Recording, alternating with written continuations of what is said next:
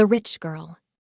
Once upon a time, in a tiny cottage on the edge of a grand kingdom, there lived a poor girl.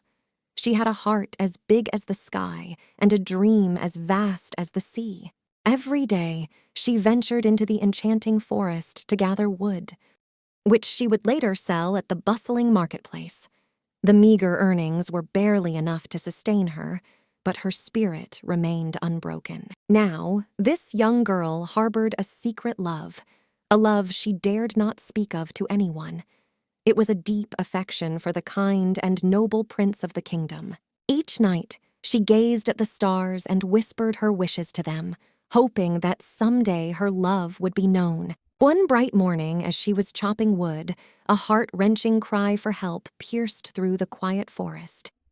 She followed the sound and arrived at a tranquil pond, where a beautiful fairy was struggling, her delicate wings soaked and heavy.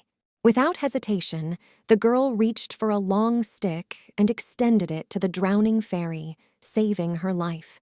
"Grateful," the fairy said, "you, selfless one, have rescued me from the clutches of a wicked sorcerer with your bravery.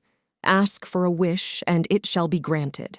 The girl looked at her tattered clothes and her humble surroundings, and with a determined gaze, she said, "I wish to marry the prince."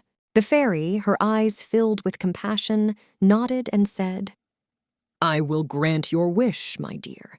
The prince shall see your goodness and not your rags."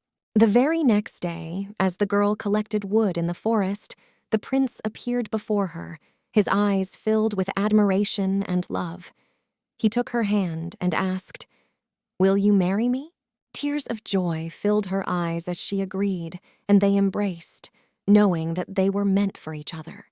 From that day on, the prince and the girl lived a life filled with love, kindness, and happiness, proving that sometimes the pureness of one's heart can make dreams come true, and they lived happily ever after. The end.